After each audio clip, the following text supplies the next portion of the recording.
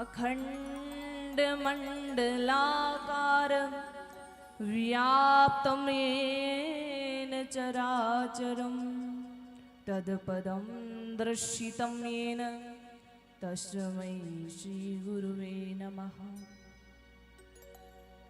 मनोजवमारुततुल्यवेगं जितेन्द्रियं बुद्धिमतावरिष्ठं वातात्मञ्जं वानरयूथमुख्यं श्रीरामदूतं शरणं प्रपद्ये। श्रीरामदूतं शरणं प्रपद्ये। अज्ञानध्वान्तविध्वंस कोटिसूर्यसमाप्रभा श्रुताख्याये कथासारं मम कृणरसायनं भक्तिज्ञानविरागतो विवेको वर्धते महान् मायामोहनिराश्च वैष्णव क्रियते कथम्। सच्चिदानन्दरूपाय विश्वोत्पत्त्यादिहेतवे तापत्रे विनाशाय श्रीकृष्णाय वयं नुमः। श्रीकृष्ण चैतन्य प्रभु नित्यानंदा हरे कृष्ण हरे राम श्री राधे गोविंदा। जय जय राधा राधा मेरी मात है, पिता मेरे घनश्याम, इन दोनों के चरणों में मेरा कोटि कोटि प्रणाम। आए हो तो प्रेम से लो हरि का नाम, सब भक्तों को रीना की जय जय राधे श्याम जय जय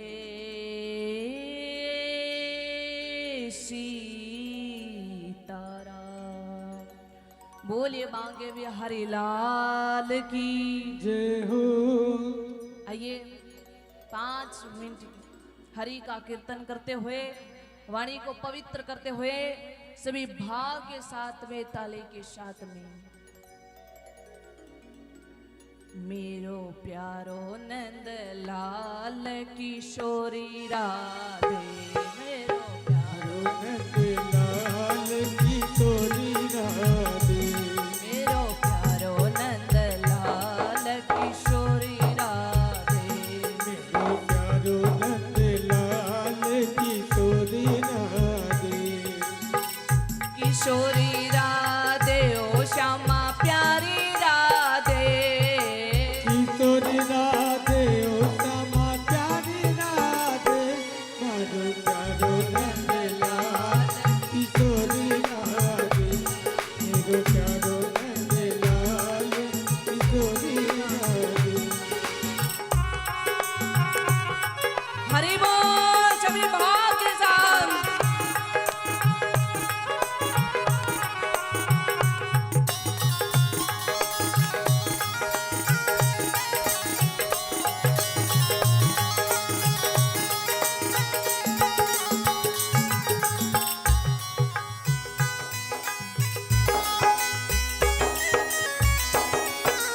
किशोरी राधे ओ श्यामा प्यारी राधे,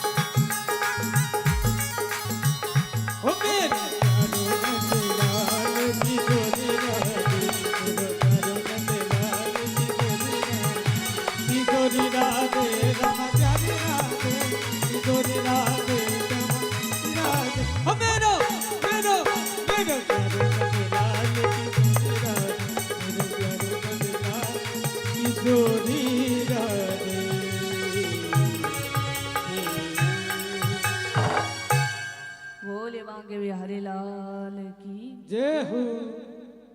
अनंत कोटि ब्रह्मांड नायक निर्गुण निराकार सगुण सहाकार श्रीमद् भागवत महापुराण एवं श्री ठाकुर जी महाराज के पावन चरणों में मेरा कोटि कोटि प्रणाम।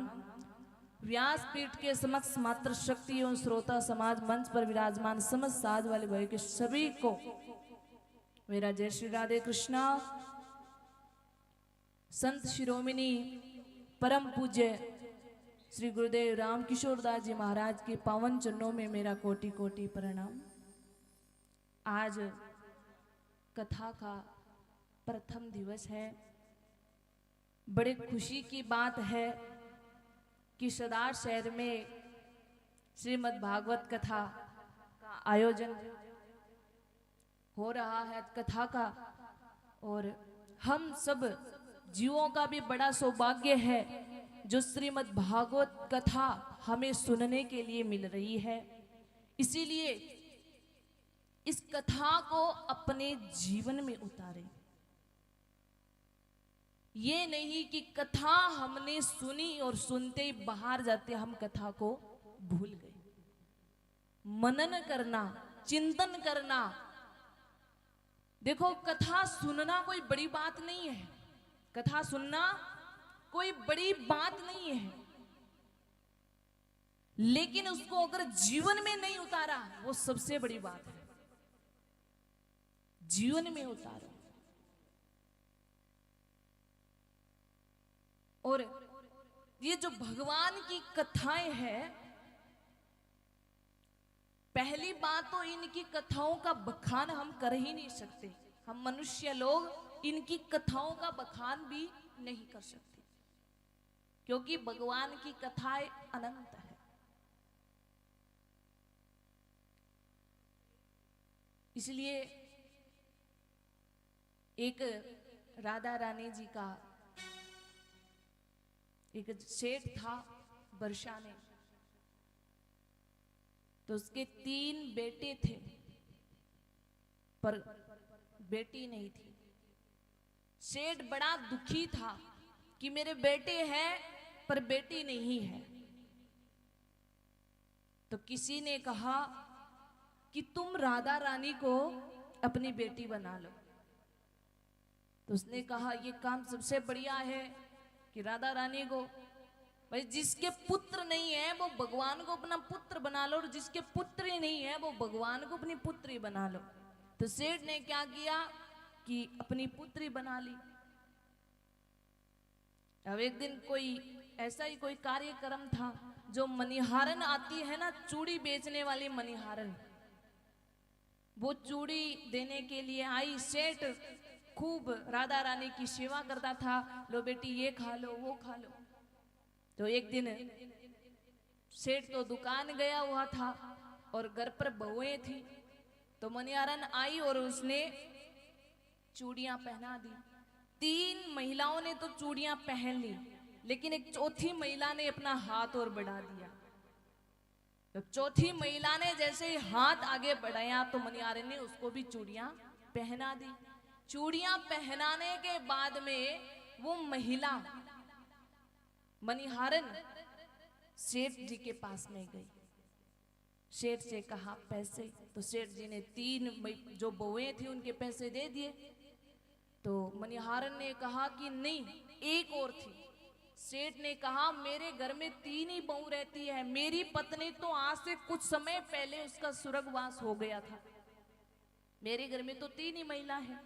बोले कि नहीं, 3 नहीं, एक और थी जिन्होंने मैंने चूड़ी पहनाई। सेठ ने उसको धमकाया और 3 के पैसे देके भेज दिया। वो चली गई। रात को जैसे ही सेठ सोया तो स्वप्न में राधा रानी जी आई और राधा रानी जी महाराज रोने लगी, बहुत रोई। राधा रानी रोई तो सेठ ने पूछा उनसे कि बेटा तू आज रो क्यों रही है? बोले कि पिताजी आपके पास में 3 बहुओं के लिए पैसे थे, आपने चूड़ियों के पैसे दे दिए थे, पर मेरे लिए पैसे नहीं थे। तो जैसे राधा रानी ने ये कहा अपने पिता से, तो सेठ जो सो रहा था वो जाग उठा। आंखों से आंसुओं की धारा बहने लगी। सुबह उस मनिहारन को बुलाया और कहा कि ये मनिहारन, तू कितनी सौभाग्यशाली है जो राधा रानी ने तेरे हाथ से आज चूड़ियां पहनी है। सेठ बोला, तू उसका क्या मोल लेगी? सेठ फूट फूट कर रोने लगा। मनिहारन की आंखों से भी आंसुओं की धारा बह रही है। अरे आज तो साक्षात बरसाने वाली राधा रानी ने अपने हाथों से चूड़ियां पहन ली है। सेठ ने राधा रानी के भी पैसे भी मनिहारन को दे दिया। तो महाराज, कहने का भावार्थ ये है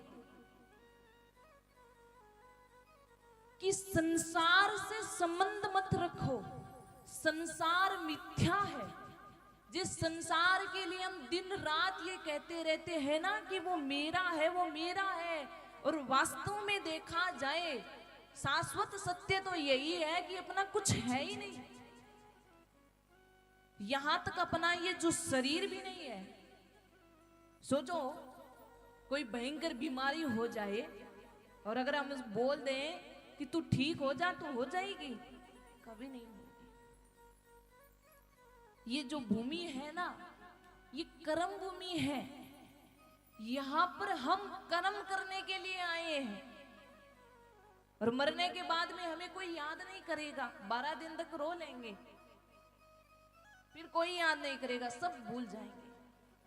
अच्छा, हमारे लिए रोता क्यों है? प्राणी हमारे लिए क्यों रोता है? उसका रोने का कारण यही है, या तो हमने कोई जीवन में अधूरा काम छोड़ दिया, हमने अभी तक पूर्ण नहीं किया, उसके लिए रोता है। और रोने का उसका एक ही है कि वो दिखावा करता है। हमसे जो सच्चा संबंध रखने वाला सिर्फ एक परमात्मा है। परमात्मा के अलावा हमसे कोई प्रेम करने वाला कोई है ही नहीं। एक बार कुत्ते लोग रो रहे थे, तो किसी सज्जन ने पूछा, भाई आपके रोने का कारण क्या है? कुत्तों ने कहा, भाई रोने का कारण तो हमें पता नहीं है, परंतु हमारी पीढ़ियों से रोते आ रहे हैं, तो हम क्या करते हैं, उनको देखकर हम भी रोते हैं। तो वैसे ही हमारे पीढ़ियों से मरने के बाद में सब लोग रोते ही आ रहे हैं, उनको देखकर हम भी रोते हैं। और वास्तव में हमसे कोई पूछे कि आप क्यों रो रहे हो, आपका रोने का कारण क्या है, तो वो हमें पता नहीं है। कहते हैं कि जो भगवान का भक्त अगर इस देह को, शरीर को छोड़ दे, भगवान का प्यारा हो जाए, तो उसके लिए कभी रोना नहीं चाहिए। रोया किसके लिए जाता है? जो संसारी हो, जो संसार से संबंध रखता हो। इसलिए हमें किससे संबंध रखना है? भगवान से। तू मेरा है, मैं तेरा हूं। ये तू जाने या मैं जानू, इसे और कोई ना जाने। अपना जो रिश्ता है ना बाबा, ये तू जानता है, मैं जानता।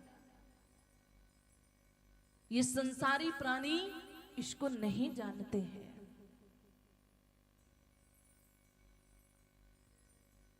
अब कथा में प्रवेश करते हैं। नैमिषारण्य क्षेत्र में शौनकादि महाराज और 88,000 ऋषिगण ये कथा सुन रहे हैं। सूत जी महाराज उनको ये कथा सुना रहे हैं। तो शौनक जी महाराज ने कहा कि ये सूत जी महाराज, आप कोई ऐसे भगवत चरित्र का वर्णन कीजिए जो भक्ति, ज्ञान और वैराग्य से ओत और प्रोत हो। ऐसा चरित्र का वर्णन करें जो ये संसारी प्राणी जो संसार के रिश्तों में जकड़े जा रहे हैं उनसे बच जाए। अधिकांश प्राणी मोह माया में लिप्त रहे हैं। कोई कहता है पुत्र मेरा है, कोई कहता है पत्नी मेरे है, कोई कहते हैं बच्चे मेरे हैं, कोई कहता है दौलत मेरी है, कोई कहता है धन मेरा है। सबका रिश्ता जुड़ा हुआ है। जब इनका सबका रिश्ता जुड़ा हुआ है तो इनको पता ही नहीं है कि भगवान क्या, फुर्सत ही नहीं है इनको भगवान की भक्ति करने के लिए। कोई इनको कहते कि 5 मिनट का समय दे दो, नहीं महाराज समय कहाँ है, तो घर का काम करते हैं पूरे दिन, टाइम ही नहीं मिलता है। जिस दिन इस शरीर को छोड़ दोगे तब टाइम कैसे मिलेगा। ये काम जब हम नहीं थे तब भी तो हो रहा था, और जब है तो भी हो रहा है, और जिस दिन इस शरीर को छोड़कर चले जाएंगे तब भी होगा। ये हमारा सबसे बड़ी भूल है कि हमारे भरोसे किसी का काम चलता है। नहीं महाराज, हमारे भरोसे किसी का कोई काम नहीं चलता है। तो सूत जी महाराज कहते हैं ऐसे आप चरित्र का वर्णन करें। सूत जी महाराज कहते हैं आपने बड़ा ही सुंदर प्रश्न किया है।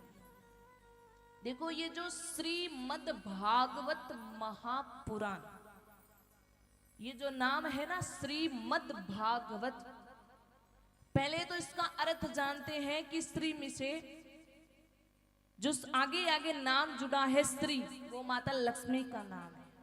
क्यों? क्योंकि माता लक्ष्मी ने एक बार नारायण से कहा कि प्रभु कहीं देख लो, सारी जगह आपका ही आपका नाम जुड़ा हुआ है, हमारा तो कहीं नाम ही नहीं है। तो जैसे ग्रंथ की रचना हो रही थी तो भगवान ने कहा पहले लक्ष्मी जी का नाम आना चाहिए। तो सबसे पहले आगे नाम जो श्री शब्द है वो माता लक्ष्मी का नाम। अच्छा, मद, मद को बोलते हैं नशा। नशा 2 प्रकार के होते हैं। एक नशा वो जिसका भगवान का नाम का नशा चढ़ गया, और एक नशा वो जो मनुष्य को ही बर्बाद कर दे। तो जो मद है ये नशा, और हमको नशा किस चीज का चढ़ा है? हमारी कथा का, हमारे ठाकुर जी का। भा, ये भा नाम का अर्थ भक्ति, गै ज्ञान, वै वैराग्य, तय तरण, ता तारण। हमको तारने वाला कौन है? भगवान। सबसे पहले भक्ति की प्राप्ति होती है। मनुष्य के जीवन में भक्ति होना बड़ी जरूरी है, और जब वो भगवान की भक्ति करता है तब ज्ञान अपने आप आ जाता है, और जब ज्ञान आ गया तो वैराग्य आ जाता है। वैराग्य का मतलब होना विरक्त।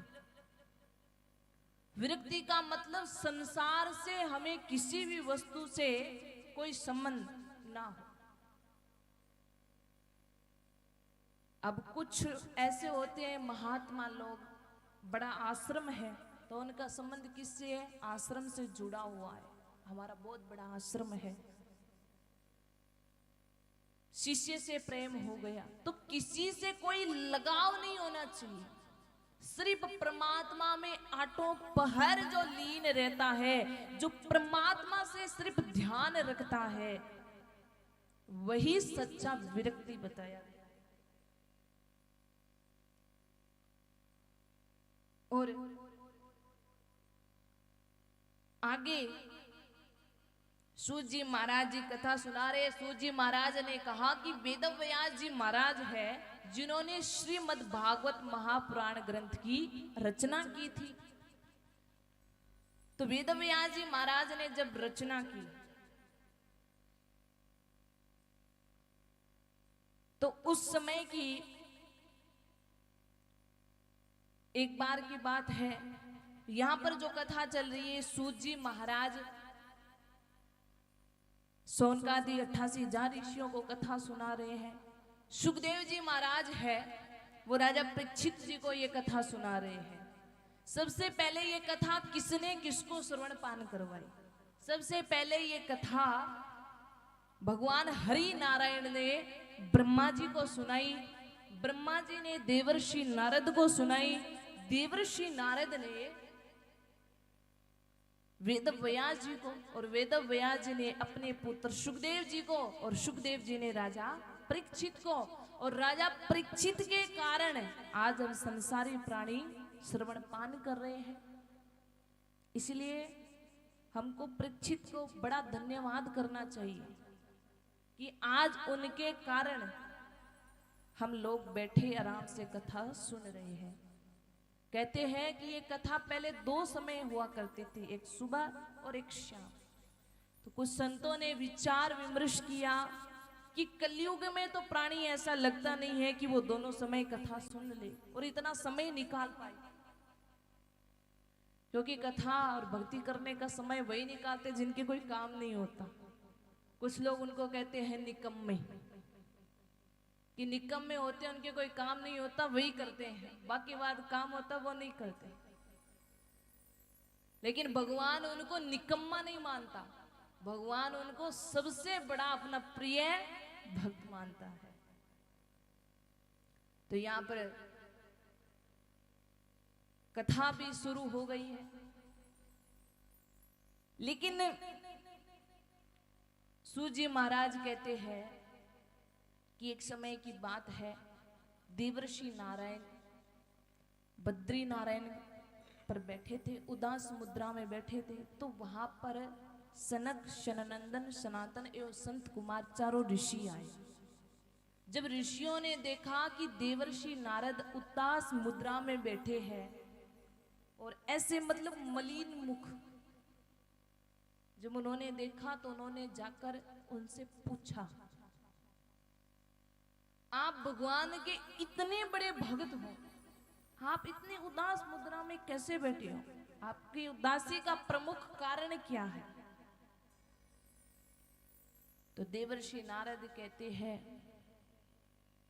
कि मेरे उदासी का कारण, मैं पृथ्वी के ऊपर गया और मैंने पृथ्वी के ऊपर क्या देखा? पूर्णता रूप से पृथ्वी के ऊपर क्या है? कलयुग का प्रभाव।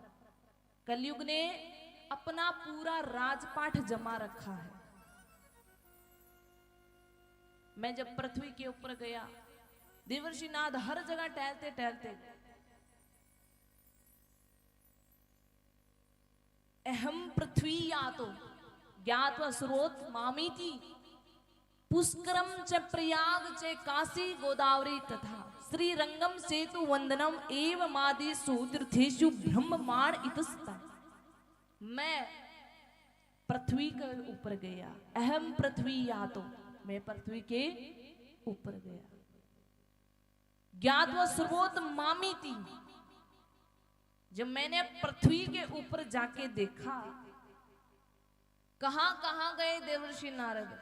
पुष्कर, प्रयाग, काशी, सेतु वंदन, जितने भी भूमंडल में तीर्थ थे सारे तीर्थों पर भ्रमण किया, पर कहीं पर उनको शांति नहीं मिली। मन में उनके शांति छाई हुई। अच्छा, घर घर में क्या हो रही थी? कलह और झगड़े। आधे घरों में महिलाओं का साम्राज्य था, वो विराजमान था। कई घरों में पुरुषों की ज्यादा चलती और कई घरों में मैयाओं की। तो सारे देखा तो भाई महिलाएं इधर पति को गालियां निकाल रहे, कोई कैसा, मतलब सबका स्वभाव जो अलग अलग था उन्होंने देखा। कुछ जगह उन्होंने देखा बेटियों का क्रय और विक्रय, बेटियों को खरीदा जा रहा है, बेटियों को बेचा जा रहा है। कई घरों में साला राम जी का राजपाट। ब्रजवासी की एक कहावत है कि दीवार को काम बिगाड़े आरो, दीवार को काम बिगाड़े आरो और घर को काम बिगाड़े साड़ो। तो कई घरों में जो साला है वो काम बिगाड़ देता है। होना चाहिए, पर वो भी ठीक नियम के अनुसार होना चाहिए। ऐसा भी ना हो कि किसी का घर बिगड़ जाए, बर्बाद हो जाए। अच्छा, दीवार का काम कौन बिगाड़ता है? आला। अगर घर में जगह जगह हमने आला रख दिया तो मानो कि नींव कच्ची हो गई और दीवार का काम भी बिगड़ गया। तो कई जगह देवर्षि नारद ने यह भी देखा, पर कहीं जगह उनको संतुष्टि की प्राप्ति नहीं हुई। पंडित लोग हैं वो पाखंड दिखा रहे हैं, दम भी एक नंबर के जिन्हें वो पहनते हैं, पर सिर्फ उनका दिखावा है। दिखावे के अलावा उनके पास में और कुछ है नहीं। अब नारद जी थक गए, परेशान हो गए, तो नारद जी अब मथुरा गए। मथुरा गए तो एक युवती जोर जोर से रो रही थी। देवर्षि नारद ने देखा, अरे महिला इतनी जोर जोर से रो क्यों रही है? तो देवर्षि नारद उनके पास में गए तो भक्ति ने कहा कि हे साधो, क्षण भर के लिए आप ठहर जाइए, रुक जाइए, मेरा दुख दूर कर दीजिए। नारद जी पूछते हैं आप कौन हो और आपके पास में जो वृद्ध अवस्था में ये पुरुष लेटे हुए हैं ये कौन है? तो भक्ति कहती है, अहम भक्ति रीति ख्यातो इमोन तनयो मतो ज्ञान विराग्यान मानो काल योगीन जर जरो। अहम भक्ति रीति ख्यातो इमोन तनयो मतो ज्ञान विराग्य ना मानो काल योगिन जरंजरो। मेरा नाम भक्ति है और ज्ञान वैराग्य ना मानो काले योगिन जरंजरो। ये जो ज्ञान और वैराग्य ये दोनों मेरे पुत्र हैं। तो नारद जी पूछते हैं, जो ये स्त्रियां पास में पंखा डुला रही है ये कौन है? तो भक्ति कहती है कि गंगा जमुना यमुना जितनी भी देवियां आए तीर्थ की सारी यहाँ पर सेवा के लिए आई हुई है। थोड़े समय के बाद में भक्ति अपने पूरा परिचय देती है, कहाँ उत्पन्न हुई, कहाँ बड़ी हुई, कहाँ सम्मानित हुई, कहाँ उनको बुढ़ापे ने लिया, सारा का सारा वर्णन नारद जी को बताती है। उत्पन्ना द्रविड़म साहम वृद्धि कर्नाटके गताम कवचिन महाराष्ट्रे गुर्जरे जीर्णता गताम। उत्पन्ना द्रविड़म साहा वृद्धि कर्नाटके गता। मैं उत्पन्न द्रविड़ देश में हुई, वृद्धि यानी मैं बड़ी कर्नाटक में हुई। दक्षिण महाराष्ट्र दक्षिण दिशा में पड़ता है, तो दक्षिण में जवान हुई। गुर्जरे गुजरात में बुढ़ी हो गई। अच्छा, आज के समय में तो गुजरात में भगवान की भक्ति बहुत ज्यादा हो गई है, लेकिन आज से कुछ समय की पहले की बात है कि गुजरात में भक्ति नाम का कोई जानता ही नहीं था कि भक्ति होती क्या है, कोई नहीं जानता था। और भक्ति गुजरात से वृंदावन है। वृंदावन में आई तो खुद तो जवान हो गई, लेकिन बेटे बूढ़े। तो नारद जी कहते हैं कि देवी, वृंदावन भक्ति का धाम है और साक्षात वहां पर भक्ति है जो नृत्य कर रही है, नाच रही है। लेकिन ज्ञान और वैराग्य मनुष्य के हृदय से कोसों दूर जाके खड़े हैं। ज्ञान और वैराग्य को कोई मानता ही नहीं है, कोई जानता ही नहीं है। अगर हम किसी को कोई ज्ञानवर्धक की बातें बता दे, कुछ बताए, तो मनुष्य इतना ही कहता है, ये जो उपदेश है ये अपने ही पास में रखो, हमें देने की कोई जरूरत नहीं है। और कलयुग में तो कोई ज्ञान और वैराग्य को मानेगा ही नहीं। भक्ति तो कलयुग में रहेगी। क्यों? क्योंकि पापी भी एक बार ये कहेगा कि भक्ति मत करो तो नाम आ गया भक्ति। और हम कोई भी कार्य करते हैं, कोई भी कार्य हो, हम एक ही बात कहते हैं, भक्ति भक्ति भक्ति। लेकिन ज्ञान और वैराग्य का उच्चारण कोई नहीं करता। इसीलिए भक्ति ये कलयुग में कोई मानता नहीं है। भक्ति ने कहा कि राजा परीक्षित ने इस कलयुग को छोड़ा ही क्यों? नारद जी कहते हैं भक्ति कलयुग का एक बहुत बड़ा विशेष गुण है। नारद जी कहते हैं भक्ति इसका विशेष गुण एक ही है। अगर कोई प्राणी एक बार भी अगर भगवान में ध्यान लगा ले, भगवान का नाम ही ले ले, नाम जप की बड़ी महिमा बताई है। नाम जपने से मनुष्य को मोक्ष की प्राप्ति होती है। नाम जप से मनुष्य का कल्याण हो जाता है। इतनी बड़ी महिमा बताई गई है नाम जप में।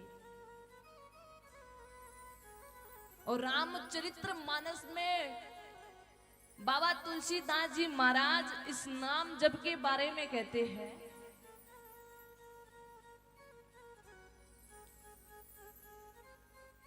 कलियुग केवल नाम आधारा, कलियुग केवल नाम आधारा, कलियुग केवल नाम आधारा, कलियुग केवल नाम आधारा, कलियुग केवल नाम आधारा।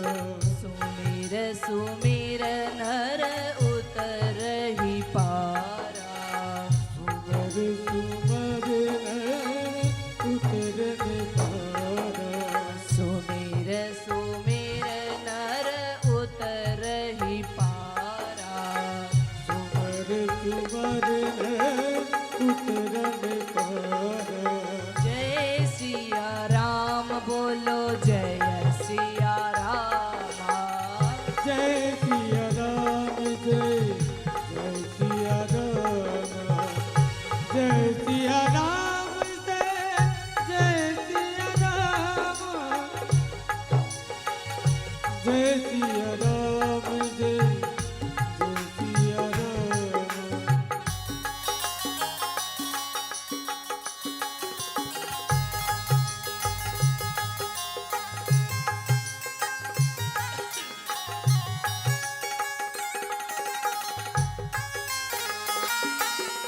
हरि बोल।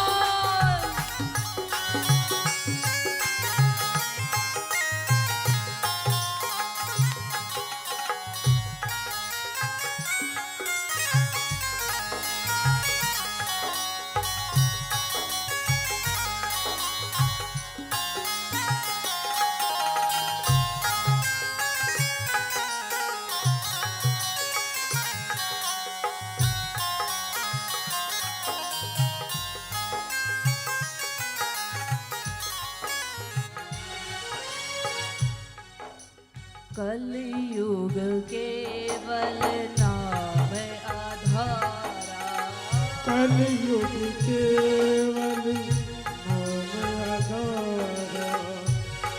महाराज इस कलयुग की बड़ी विशेष महिमा है।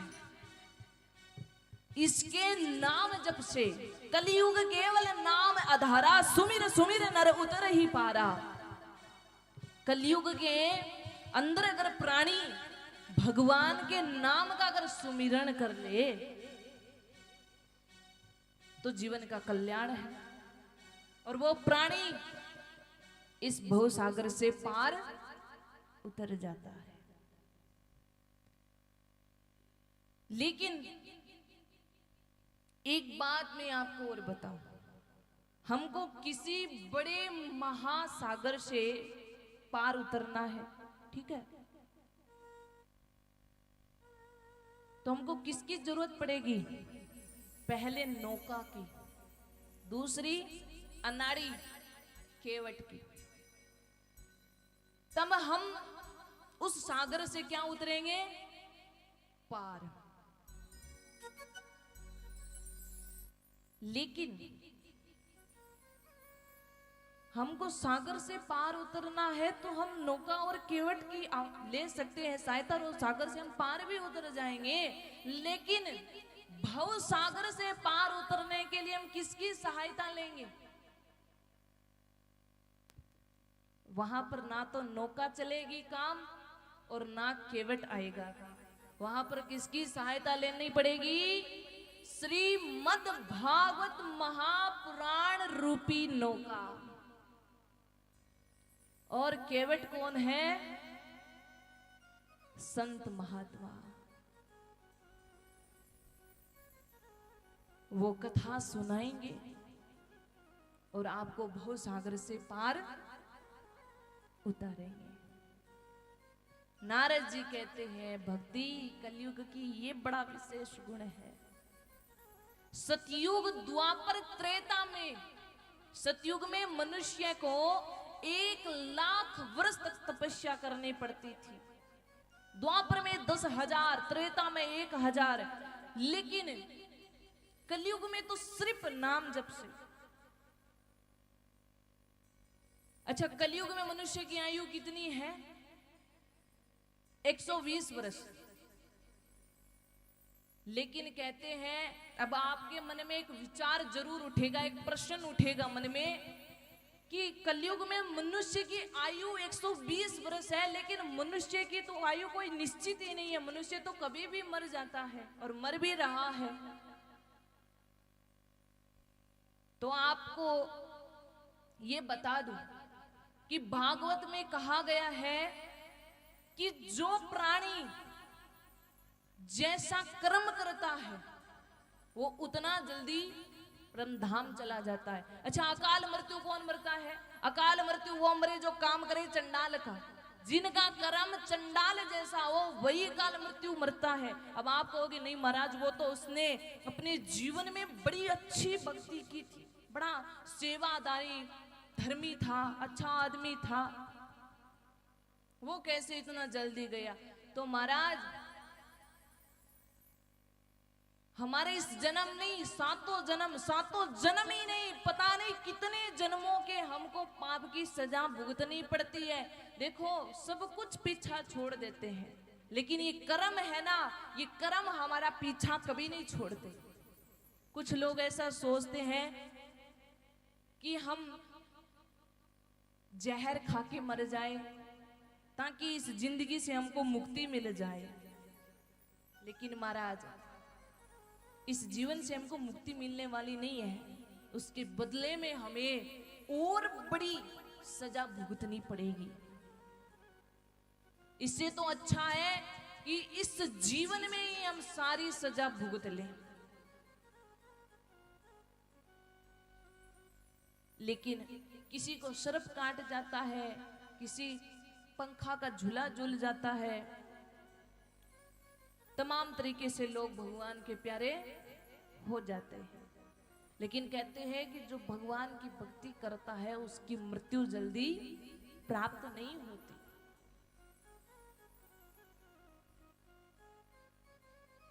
तो देवर्षि नारद ने भक्ति को समझा रहे हैं, उनको सांत्वना दे रहे हैं, धैर्य धारण करवा रहे हैं। देवर्षि नारद फिर कहते हैं कि देवी, एक बार भक्ति पुनः बोले कि हे नारद जी, किसी ना किसी तरीके से आप इन दोनों पुत्रों को जगाओ। चेतना का मतलब होता है जागना, जागृत। अचेत अवस्था यानी जो मूर्छा में पड़ा हुआ है, इनको आप जल्दी जगाइए, इनकी मूर्छा दूर करिए। अच्छा एक बात बताओ कि माँ जवान हो और बेटे बूढ़े हो, क्या अच्छा लगेगा? कभी नहीं लगेगा। लेकिन माँ बूढ़ी हो और बच्चे जवान हो तभी अच्छा लगता है। लेकिन यहाँ पर तो सिस्टम ही उल्टा हो गया। माँ जवान है, बेटे बूढ़े हैं। तो नारद जी क्या करते हैं? वेदों का पाठ करते हैं, गीता की ध्वनि बोलते हैं और कहते हैं अरे ज्ञान उठो, अरे वैराग्य उठो। कुछ समय के लिए तो वो उठते हैं, फिर जाकर पुनः अचेत अवस्था में गिर जाते हैं। और जैसे ही महाराज अचेत अवस्था में गिरते हैं, उसी समय आकाशवाणी हुई और आकाशवाणी ने कहा कि हे नारद, किसी साधु पुरुष की खोज करो, सत्संग करो। आकाशवाणी बंद हो गई। आकाशवाणी बंद होने के बाद में नारद जी ने मन में विचार किया,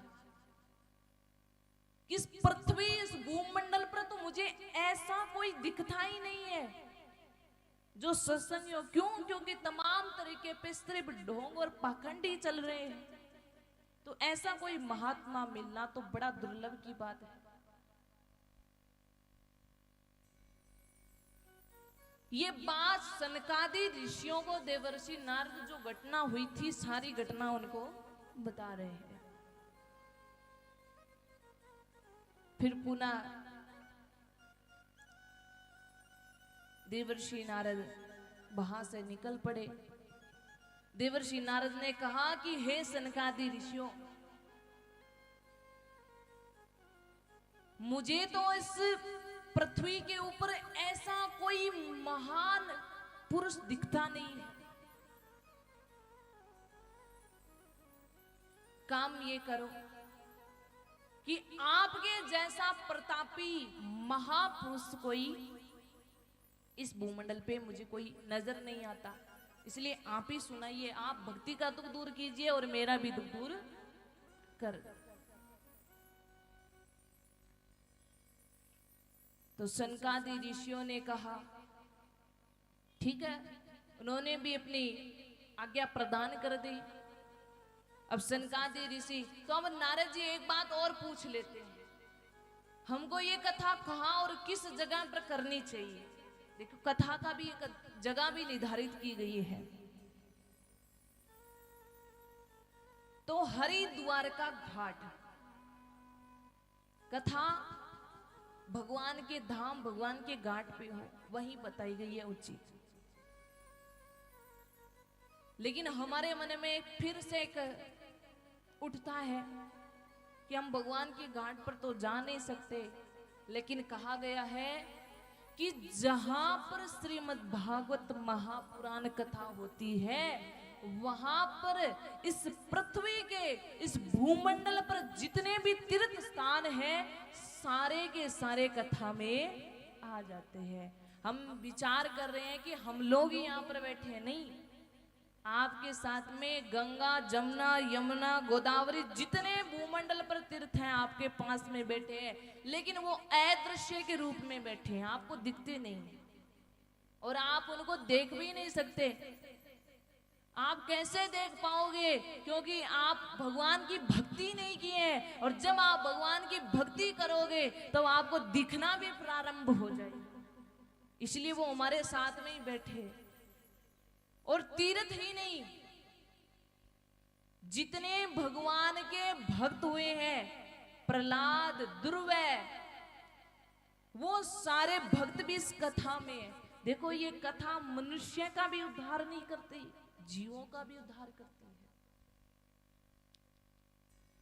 गजेंद्र देखो एक हाथी था, जीव था।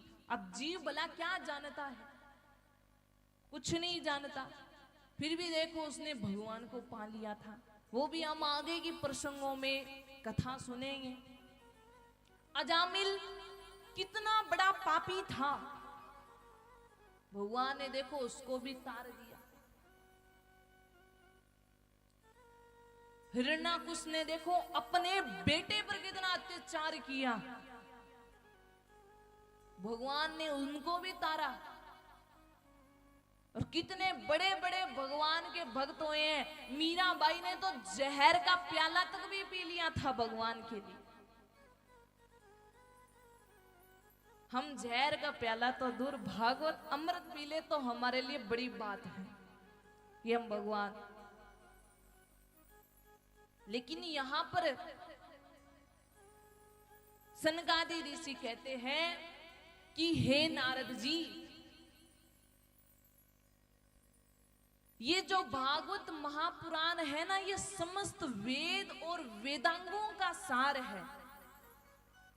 देखो हम ना तो वेद पढ़ सकते, ना उपनिषद पढ़ सकते, ना शास्त्र पढ़ सकते, हम कुछ भी नहीं पढ़ सकते। लेकिन कहा गया है कि भागवत महापुराण में वेद वेदांगों समस्तों का इसमें सार बताया गया है। और इसमें बड़ा बड़ा गूढ़ रहस्य है। अगर कोई भाव से भागवत महापुराण को पढ़ लेता है, मानो कि उसने अपने जीवन में जितना भी इस भूमंडल में जो सार है, सारा सार उसके समझ में आ गया। देरी कहाँ है पढ़ने की। भगवान कहता है तू 2 कदम आ, मैं 10 कदम आऊंगा। अरे मेरे मार्ग पे आ तो सही, एक बार ये कह तो दे कि मैं तेरा हूं। लेकिन आप सुबह शाम उठते बैठते एक शब्द हमेशा बोला करो, हे नाथ, हे मेरे नाथ, मैं आपको कभी भूलू नहीं। ये शब्द हमेशा बोलो। ये कहा गया है कि दुनिया का सबसे बड़ा महामंत्र है। एक बार आप ठाकुर जी को अपना बना के देखो तो सही, फिर अपने आप पता चल जाएगा कि भगवान में कितनी शक्ति है, भगवान है कि नहीं। तो ये जो भूमंडल पर जो ये तीर्थ हमारे कथा में आए हैं, यहाँ पर बरसाने में वल्लभाचार्य जी महाराज ने अपने एक छंद में लिखा है। उन्होंने बड़ा सुंदर छंद लिखा है।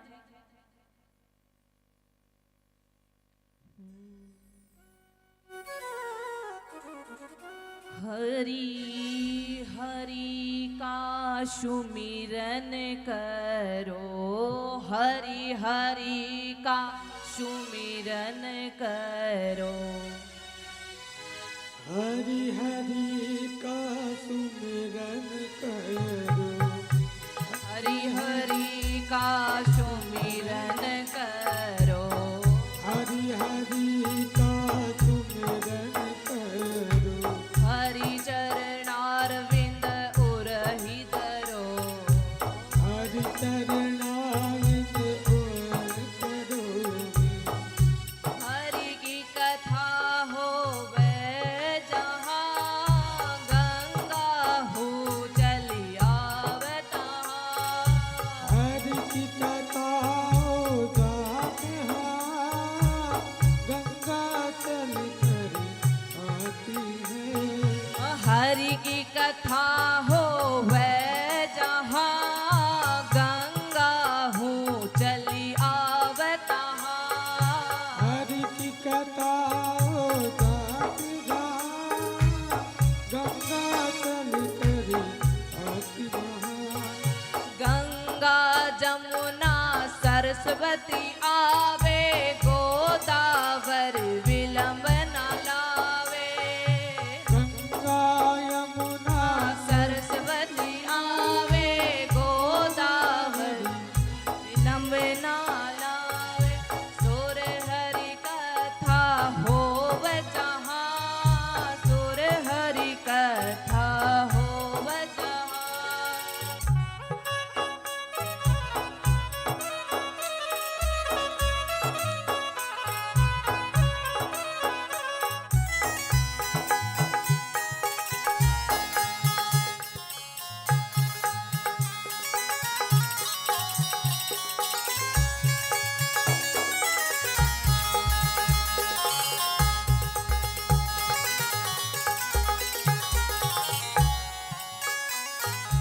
सब तीर्थन को बास तहाँ, सुर हरि कथा होव जहाँ।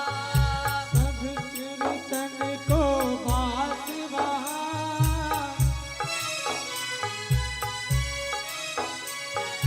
सब तीर्थन को वास जहाँ, सुर हरि कथा होवे जहाँ।